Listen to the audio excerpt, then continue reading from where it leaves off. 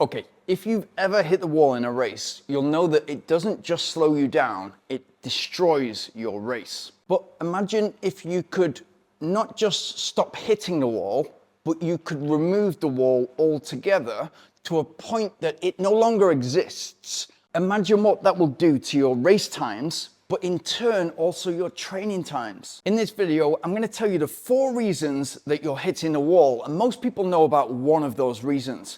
And then I'm going to show you how to not just stop doing those things, but to improve upon them so they actually become a strength and you remove all risk of hitting that wall altogether. I'm Lee Grantham, a coach and a professional ultra runner who went from running a marathon in 4 hours and 25 minutes to running a marathon in 2 hours and 21 and representing my country at both the marathon and the ultra marathon. And in my first 2 marathons, I hit the wall big time. And so I know how it feels, but then what I did is correct the things that were making me hit the wall so that I removed it from my game, and I haven't hit the wall since. If you're at a point with your training when you know you're capable of running way faster times, but you just don't know how to get there and want the guidance from a professional, then get in contact by booking a call in the description. Okay, so here we go. And if you remove all of these 4 areas, or improve upon them, you're not gonna feel that wall again. And we'll start with the easy one. Number 1 is getting your nutrition, your race strategy nutrition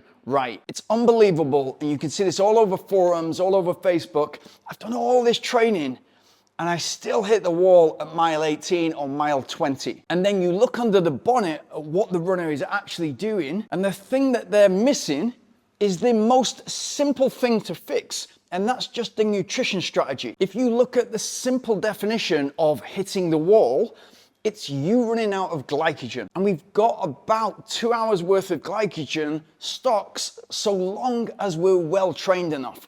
And that's the point that most people miss. So if we're doing all the training and we're still hitting the wall and you're not getting that nutrition right, it's such a simple fix that we can do that very easily, but it's got to be implemented in the training. Because if you get to race day and you start to take gels or sports drink for the first time, or for the first time since your last race, then guess what? It's not gonna go in right, it's not gonna get to the muscles, and it's not gonna help you move forward. It's the easiest fix and the easiest way that you can go faster by 10%. It is so simple to fix. Just work on getting the optimal amount of carbohydrates, 60 to 80 grams of carbohydrates per hour, and you're good. Point number 2. Now, if the simple definition of hitting the wall is you running out of glycogen, and the simple fix for that is you dialing in your race day nutrition and getting that working for you in the training so that you can practice with that and then getting it to work for you in the race, then what about those people who have maybe already read the article on that and they already feel as if they're optimized? What's going wrong with those people? Now, imagine the extreme. Imagine if you don't run or you don't train, but you dial in the nutrition and you're taking a gel every 20 minutes, you're getting 75 grams of carbohydrate, you're still gonna hit the wall because your body is not prepared to run the distance or run the pace over the distance that you're trying to achieve. And so where you're gonna feel that first, or where runners typically feel that first, is in the quads. Now, we're not running downhill most of the time in a flat half marathon or marathon, but what we are doing in a flat race, for long periods of time, we're using the muscles in exactly the same way. And the first muscles to really feel that are gonna be the quads. And again, it's such a simple fix, because when you do this, you'll realize, oh, usually in a race, the final 6 miles or the final 10K is really tough. You just need to dig in there, grit your teeth, and then go, but you lose time. It doesn't need to be like that. And if you condition your quads by running downhill, regularly running downhill, then guess what? Your quads are gonna be solid on race day because you've got that downhill experience. So when you're running continuously over the flat and using those quads repetitively, you're not gonna feel that dull ache, which initially will be a dull ache, and then it will be pretty painful to a point where it's slowing you down and then it's stopping you. Instead of doing all this training, 3, 6, 12 months of training, and then missing these key points, again, such a simple fix to get right.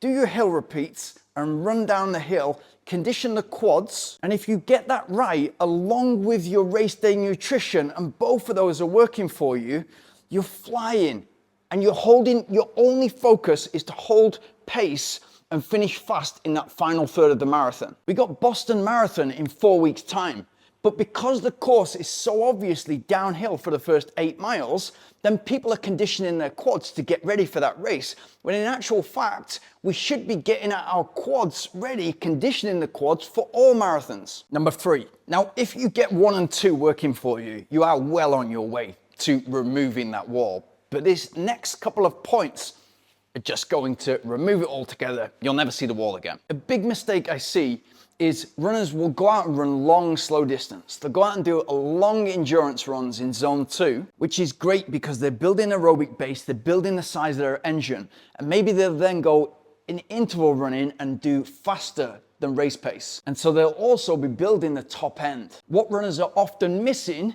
is that sustained effort at marathon pace. And again, if you think about the extreme, if we get point 1 and 2 right, so we've conditioned the quads and our race day nutrition is optimized, but we've not spent much time at marathon pace or at half marathon pace, then we've got to revisit the definition of hitting the wall. And for me, when we go deeper, it's running out of glycogen, yes, but you're going to run out of glycogen faster if you're moving over the ground, especially for longer periods of time, in a way that you're not used to. And so you're inefficient because your body, your biomechanics are working in a new way for longer periods of time. And maybe you can handle all that for an hour and a half. Then all of a sudden, it gets tougher. And because you're moving into then the second and third hour, and you're moving over the ground at your marathon pace, but that's quite unknown territory based on the zone 2 easy running that you've been doing, all of a sudden, hamstrings are starting to get a bit fatigued because they're not efficient at moving over the ground in the way that you're trying to use them. And so again, we'll start to cramp, we'll start to slow down, and we'll be wondering, we're shocked. I got my nutrition right, I conditioned my quads, but why am I still hitting this wall? Why am I still cramping? And in the traditional sense of the word or the phrase hitting the wall, you're not really hitting the wall because you're taking care of those glycogen stocks, but you're moving your body over the ground in that second and third hour in a way that it's just not used to. And so think about it very simply like this. We're trying to prepare in training to go as fast as we possibly can on one morning, on one day. That is it. And to do that, we need to become incredibly efficient at moving over the ground at half marathon or marathon pace, whichever race that we're attacking. That needs to be efficient and as comfortable as possible for as long as possible so that we can then dig in. And that digging in is not you surviving, it's you gaining pace and so running even faster than what you envisaged. In training, you're not just building fitness. You're building your body's ability to execute on race day. You're rehearsing. Point number 4. So if point number 3 is you're under training in terms of specificity, point number 4 is you're trying to cram before the exam. You're trying to do too much too late. And check out these two and they'll show you exactly what I mean. So this is Hossein, 3 weeks out from his marathon. And yesterday, he's done 25 kilometers at marathon pace. And this is a great runner. He's going for sub 250, but he's wondering next week, should he do 30K at marathon pace or whether he should start tapering down? And that's not just one runner, and it's certainly not a silly thing to do. It's what a lot of runners are doing. And this is from Leon. I love the marathon pace runs, and I have one long run left tomorrow because my marathon is in 2 weeks, in 14 days. My goal is to run the marathon in 3 hours and 30 minutes, and I want to go for a 30-kilometer run tomorrow, 2 weeks out, with 5 times 5 kilometers at marathon pace, so 5 minutes per kilometer, and finish with 5 kilometers 5% faster than marathon pace, so 4:45 per kilometer, with 1 minute break after every 5 kilometers. Now, I managed to save one of those guys, and so he's doing less today, but I just want to go, you're doing all this work, all this sacrifice in terms of getting up early in the morning, late nights maybe, taking away from your work, your family, your children, all this effort. And then all of a sudden, when the race is about to happen 2 or 3 weeks away, you're gonna sabotage it because you'll enter start line and you're on fatigued legs. And I promise you, so many runners, and I used to do this a lot, and I'll tell you why I did it. So many runners run their best races in training. And then when they get to the race, all of a sudden, we'll get to 20 miles or 30K, it's usually a round number, and they will be fatigued. And they don't know why, because they've done all this training, and then it's just not translated into race pace. And I remember one specific run that I did, which still pains me to this day. I was training to run 100 kilometers at world record pace. And for some reason, the training had gone incredibly. And I knew I could do it. And I felt that the world record at the time was pretty weak and I could go faster. And 2 weeks before, I went out and did 25 kilometers at race pace. So I was planning to run 100K and I did a quarter of that, 25 kilometers at the intended race pace, which should have been very, very comfortable for me to do. And I was 10, 12 kilometers into the run and micro tear on the calf. So not only had all that training gone to waste, I wasn't able to make the start line. And when I unpacked that situation, so took a step back and, okay, you're not made the start line, you're injured, it's not gonna work. It's really a lack of trust in the process. So it's you trying to cram before the exam. And it just doesn't work like that with a physical task, like you running over the ground for long periods of time, trying to run faster than you ever have. And so not only are those runners intending to overtrain, they're also putting themselves in a risk zone that is completely unnecessary because it's not going to do anything good for them come race day. And when they will usually feel it is not immediately, because for the first half of the race, it should feel nice and comfortable. When they're gonna feel that, and when they'll hit the wall, is at that point where it starts to get tough anyway.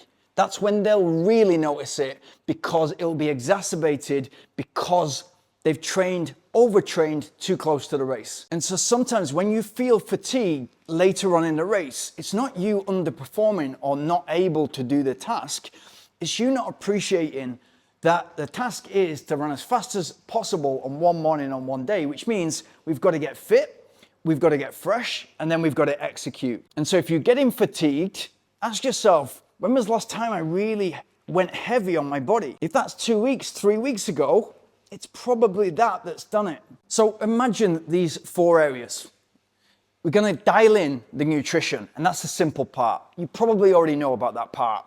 We're going to condition the quads so they're running downhill. They're not going to feel it in the final third. You're going to run enough specific miles or kilometers so that you are race ready. You're ready to execute. And we're going to have enough confidence in the whole process so that we can taper properly, freshen up, ready to do that execution. Imagine if you get all 4 of those right, it not only makes you faster on race day, but psychologically, you are not just not hitting the wall, you're not even frightened of hitting the wall because you know you have got that boxed off. And if you've got those 4 points working for you, there is no wall because you're ready and prepared. And so what it does for you in turn is not only do you go faster because you're ready, but you're also more confident and therefore you go even faster, and it starts to impact your training for the good. So you start to realize that you're capable of far more faster times because essentially you're implementing exactly the same strategy in training. It's funny, I speak to a lot of runners, and it's funny how many of those runners feel as if they're getting towards their potential. And when we look under the bonnet, actually just scratching the surface. And there's simple stuff like this that is a quick fix. And then there's a little bit more complicated stuff. But imagine if you had 2 or 3 of these areas working for you, just how faster you would be. And if you want to unlock some of that potential, then click the link in the description and book a call with me. Or if you just want to go faster and run a sub-3 marathon, click on this video here.